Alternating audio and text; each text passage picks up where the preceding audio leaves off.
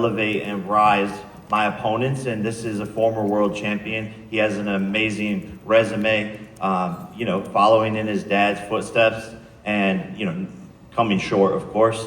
But this guy is a great fighter, and I want to test myself against the best in the world. You heard Oscar say that the experience on this man's resume includes going 12 rounds with Canelo Alvarez. How important is it to you to do what Canelo on that night could not and stop Julio Cesar Chavez? I'm going to shock the world once again and prove how good I am, how powerful I am. This is his toughest fight to date, and I'm going to embarrass him and make him quit like he always does.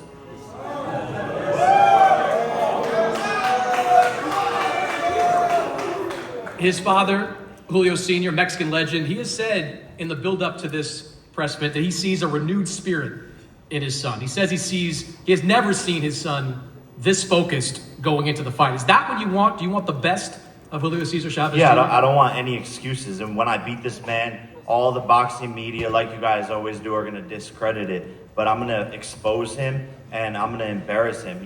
He's the embarrassment of Mexico. Mexico doesn't even claim him, and he's going to get exposed on June 28th. And then the boxing media will have all these excuses. But I don't want them to be having these excuses, because they say he's training hard. They say this is the most focused he's ever been. Good, and as he should be, because people don't realize how good I actually am. And when he feels those first punches, he's going to want to quit and go back to his stool. We've seen you move around in different types of events. Events like you had last year against Mike Tyson, some of the more traditional boxing matches. This is maybe a little bit of both. You've got a former champion sitting over here to the left with a big name. Does this signal to the boxing world that you're looking to get back on that championship path, the pursuit of a world title? Yeah, look, I always said it. I'm going to fight really tough people, and I'm going to fight big money fights. This is prize fighting. And so I'm giving the fans what they want with every single fight, taking on tougher opponents, and this is just that. I can't help but notice it's a cruiserweight fight. The co-main event is a cruiserweight world title. If you look just to your right, there are two belts sitting there on the stage.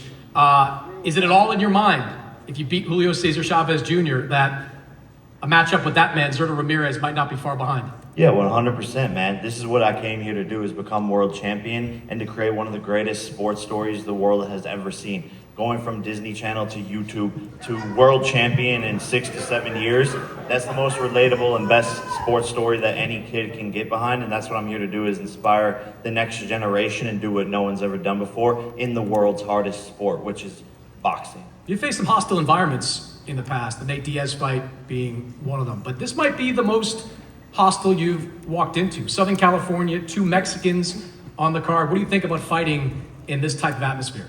Man, the Mexicans love me, bro. Like, I'm stepping into my home environment. They love me more than they love this guy. Mexico doesn't even claim him, so that's just the way it is. And I love my Mexican fans, and they've always been rocking with me since day one. And I'm going to show him who the real Mexican warrior is. All right. Well, Julio,